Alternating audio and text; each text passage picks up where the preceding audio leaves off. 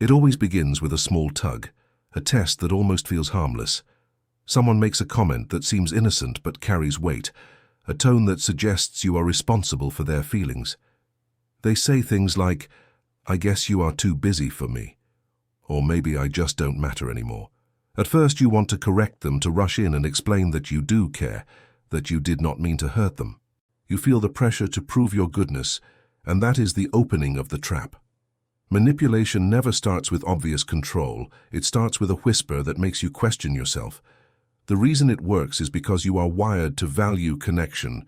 You want to be liked, to be understood, to be seen as a good person. Manipulators know this. They sense it like blood in the water. They do not attack head-on.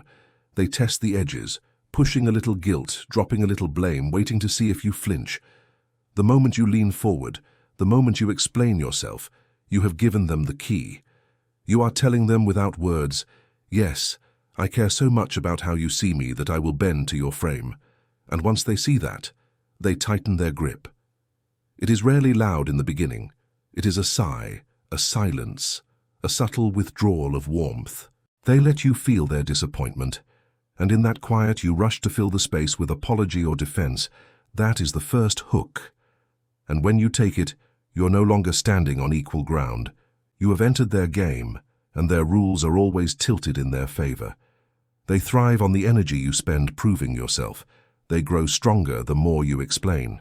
They feed off your emotional reaction because it confirms their influence over you. Think back to moments when you felt drained after a conversation, when you left not because of what was said, but because of what was unsaid. That heavy feeling is the mark of the hook.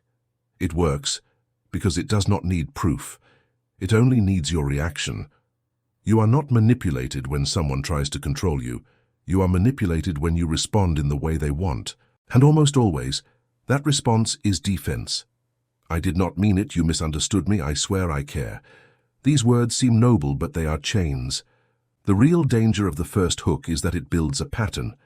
Every time you explain, you train them to push further. Every time you defend, you show them where your buttons are. They learn you can be controlled through guilt, and they will use that again and again until you either break or wake up. The only way to stop it is to recognize the hook when it first appears. That tiny moment when you feel the pull to defend yourself. If you can pause there, if you can hold silence instead of rushing in, you cut the line before it tightens. And that is the first step to freedom. The more empathy you have, the more open you are to manipulation, because your heart is tuned to care and your mind is quick to take responsibility for the feelings of others. When someone looks sad or disappointed, you feel it like it is your own pain, and that is the very spot a manipulator presses. They know you will not ignore a sigh or a silence. They know you will reach to fix what is broken, even if you did not break it, and so they bait you with emotional hooks. They play weak when they want control, they act hurt when they want power, and every time you explain or justify, you are stepping into their trap. Good people fall because they believe explanations heal misunderstanding. They believe clarity creates peace. They believe if they just show their intent, the other person will see the truth and calm down. What they miss is that the manipulator does not want clarity. They want control. They do not need the truth. They need you tangled in guilt and urgency. They need you defending yourself, because defense proves you are already on their ground. The more you explain, the deeper you sink, and the harder it becomes to see what is happening. Compassion is twisted into a chain because manipulators exploit the very qualities that make you strong. Your kindness, your patience, your ability to forgive. These are weapons when placed in the wrong hands. A skilled manipulator does not shout. They whisper doubts that stir your conscience. They make you feel like you failed them, like you should have done more, like you owe them attention or sacrifice. The moment you start listing reasons, the moment you beg to be understood, you give them exactly what they wanted, proof that their emotions rule your actions. Think about the times when you left a conversation feeling guilty though you had done nothing wrong. That sinking weight was not truth. It was a hook in your empathy. You apologized for tone when your words were fine. You explained your schedule when you owed no one your hours. You defended your choices as if you needed permission. This is how good people are trapped, not by force, but by their own instinct to repair harmony. The manipulator does not need to be right. They just need you to need them to think you are right. The cruelest part is that good people often blame themselves. They think if I were stronger, I would not feel guilty. If I were clearer, this fight would end. They miss the hidden design that the conflict itself is manufactured. The more you try to fix it, the more broken it becomes, and the more you feel you must give. That spiral is the cage. The way out is not harder work, not more words, but distance. When you recognize that your empathy is being used as a lever, you stop rushing to lift every burden. You let silence carry its own weight. You learn that real compassion cannot be forced, and once you see that, the chain falls away. Every manipulative tactic comes down to one trick: the creation of false debt, the subtle push that makes you believe you owe something that was never yours to give. It can appear as a sigh, a look, a pause heavy with meaning, or it can arrive as a direct statement that leaves you scrambling to justify yourself. The shape changes, but the core is the same. A demand wrapped in emotion that convinces you your worth is tied to how quickly you surrender. They do not ask directly because a direct request can be refused. Instead, they create a fog of pressure that feels like duty. You feel you must explain why you were late, why you did not answer, why you could not be available, and yet the truth is, you owe none of those things. The sense of debt is not real. It is manufactured, and once you believe it, you start paying with your energy, your time, and even your self-respect. The illusion of obligation is powerful because it preys on your natural instinct to be fair. You do not want to be seen as careless, you do not want to be thought of as selfish, so you bend to clear your name. You say things you never needed to say, you give more than was asked, you defend when no crime was committed. Each explanation feels like balance, like you're making things right, but in reality, you're sinking deeper into a contract that never existed. They feed on your guilt, and every time you rush to clear it, you prove the hook works. This pattern repeats until you can no longer tell the difference between real responsibility and manufactured duty. You start to think you owe people your time just because they are upset. You start to think you owe apologies just because someone took offense. You start to think you owe explanations for choices that were always yours to make. The manipulator knows this, and with every test you fail to resist, their confidence grows. They have found your leash, and they will tug it whenever they want your energy. The way out is not anger, not shouting, not long speeches about fairness. The way out is clarity, the quiet recognition that not all pressure is real. Obligation is born only where there was agreement, where there was promise, where there was shared truth. Anything else is theater. The moment you see this, the spell cracks. When someone says you should have told me, you can ask yourself, did I ever promise that? When someone sighs because you did not respond fast enough, you can ask, do I owe my minutes to their moods? When someone suggests you are cold because you do not bend, you can remind yourself that care given under pressure is not care at all. It is control. The illusion of obligation collapses the second you stop paying into it. When you stop defending, when you stop explaining, when you stop carrying guilt that was handed to you, you reclaim your balance. You realize the chains were never locked, only imagined, and once you walk through, manipulation loses its hold forever. Distance does not mean you are cold or heartless. It means you protect yourself with clarity instead of being dragged into storms that are not yours to carry. Manipulators thrive on your closeness. They need you to feel every sigh, every frown, every shift in tone, as if it were a command to move, but emotional distance breaks that chain. When you create distance, you are not abandoning people, you are refusing to let their moods dictate your actions. It is not cruelty, it is discipline, the quiet decision to see the game from above instead of drowning in it. Think about how easy it is to get pulled when you are too close. Someone rolls their eyes and you rush to smooth things over. Someone hints at being disappointed and you explain yourself until your throat is dry.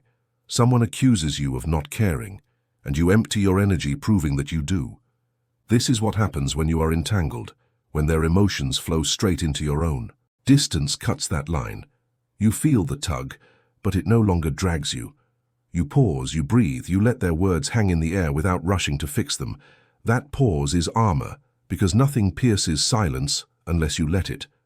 Emotional distance gives you the ability to see the tactic behind the tone.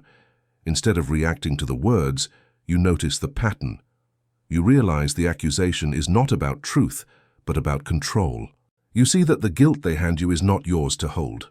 From this view, manipulation looks smaller, almost weak, because you are no longer caught inside it.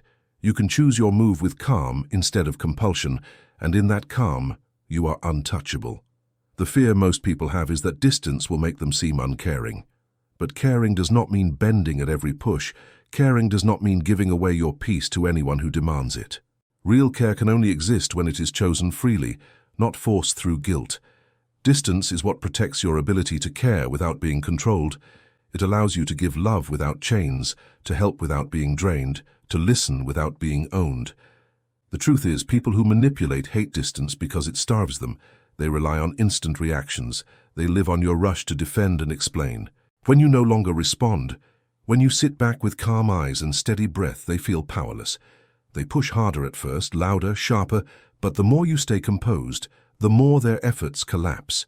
They begin to look unstable while you remain centered, and everyone watching sees the contrast. Armor does not always clang like metal. Sometimes it is quiet, invisible, a stillness that cannot be moved.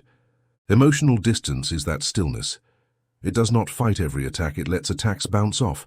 It does not chase every accusation, it lets them echo until they fade. And in that silence, you discover the deepest power of all.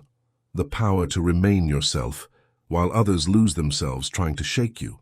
The pause is one of the most underestimated moves in human interaction, yet it is the single moment where power shifts without a word being spoken. Most people are trained to answer quickly, to fill silence, to defend themselves before the weight of an accusation grows too heavy, but that speed is what traps them. A manipulator counts on the rush. They know if you react instantly, you will stumble, you will over-explain, you will hand them control. The pause breaks this cycle. The split second where you do not answer, do not rush, do not explain, is the firewall that keeps their tactics from entering your mind. When you hold silence, you flip the frame. Instead of showing that you are rattled, you show that you are composed. Instead of giving them proof that their words hit a nerve, you leave them wondering if they even landed a blow. That uncertainty eats at them because manipulators thrive on reaction. Without it, they have nothing.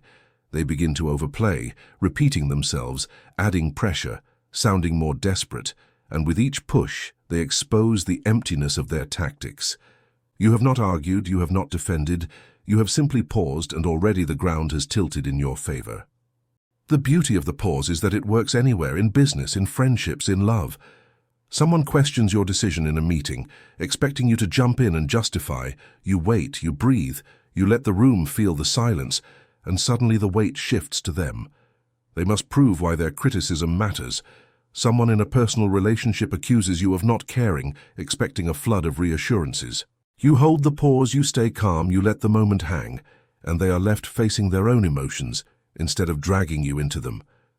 Silence is not weakness here. Silence is proof that you cannot be rushed into giving your power away. The pause is uncomfortable at first because it feels like you are losing ground by not answering. But in reality, the opposite is true. The one who rushes to speak is the one who is scrambling. The one who can stay still is the one who commands the field. This is why the pause is more than just silence. It is presence. It shows you are not afraid of the moment. You are not desperate to be understood. You are not hooked by their words. And that presence grows stronger the longer you can hold it. Over time, you begin to see the pause as a weapon sharper than any retort. It cuts through manipulation without you lifting a finger. It reveals who has substance and who only has noise. It forces the other person to carry their own accusation, to feel the echo of their own tactic. And most of the time it collapses under its own weight. You did nothing, yet everything shifted. That is the power of the pause. When you refuse to take the bait, when you hold your ground with calm distance, something powerful happens. The energy they tried to put on you returns to them like a mirror. Manipulators count on you to carry the weight of their moods.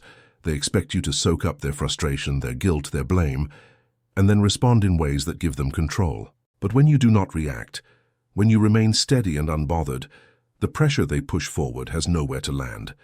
It rebounds. And in that reflection, their own insecurity becomes visible. What once felt like your burden suddenly looks like theirs. They begin to stumble. They look restless. They even grow louder because their usual tricks no longer stick. The mirror effect is not about fighting back. It is about refusing to absorb what is not yours. Imagine someone throwing a ball against a wall. If you catch it every time, they stay in control of the game. If you stop catching, the ball bounces back, and they are forced to deal with their own throw. That is exactly what happens when you hold emotional distance. They accuse you of being selfish, and instead of defending, you stay still. Their words echo in the silence, and suddenly they sound harsher than they intended. They accuse you of not caring, and instead of explaining, you let the moment sit. The discomfort they expected you to carry begins to choke them. They are forced to face the emptiness of their tactic. This mirror exposes truths faster than any argument. When you defend yourself, you cover their weakness with your words. When you stay calm, you let their weakness shine through. The crowd sees it, friends see it, co-workers see it. Even they begin to see it. Manipulators thrive on projection. They throw their flaws onto you, but distance keeps the glass clear. Their jealousy, their insecurity, their bitterness, all of it becomes theirs again when you do not hold it. That is why emotional distance is not only armor, it is reflection.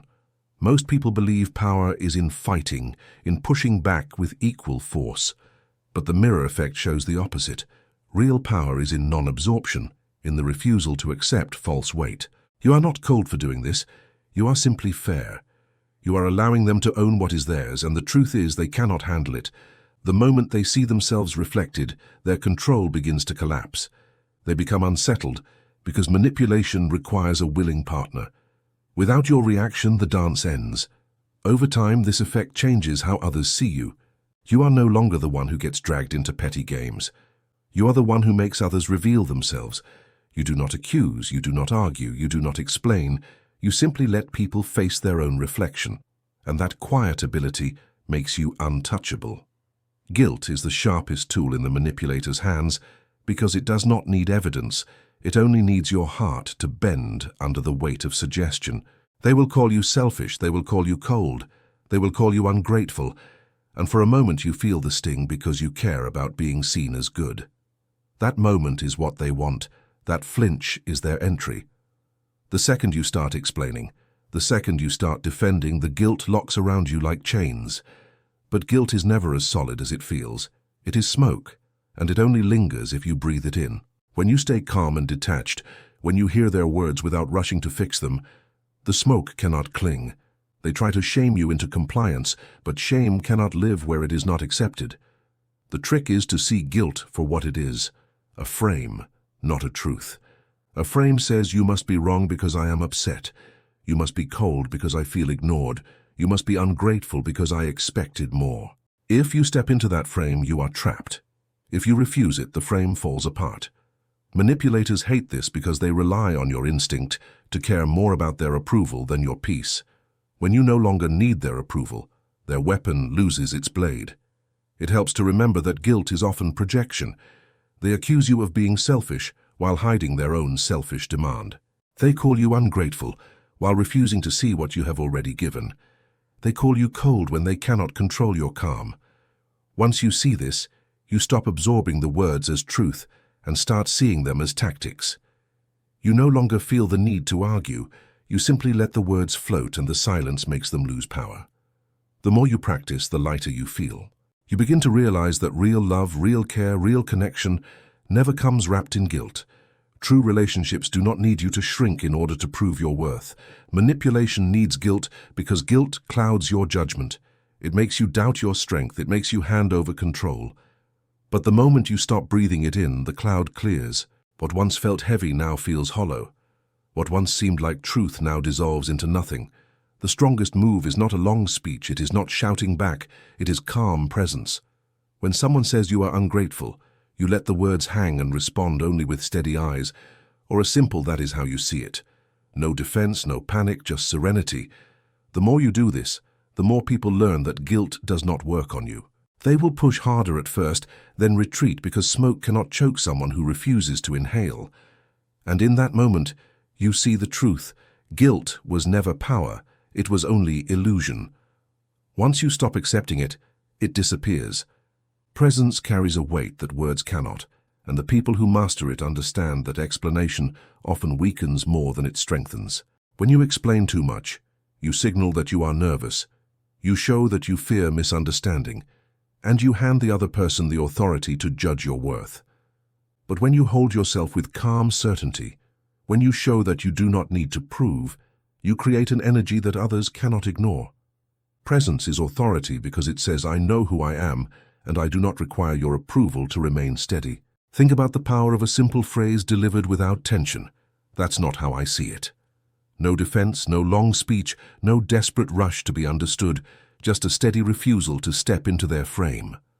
Those words, spoken with calm presence, carry more strength than hours of defense ever could. Because defense puts you on trial, while presence declares that you are not even part of the courtroom. You are not here to beg for innocence, you are here to stand in certainty.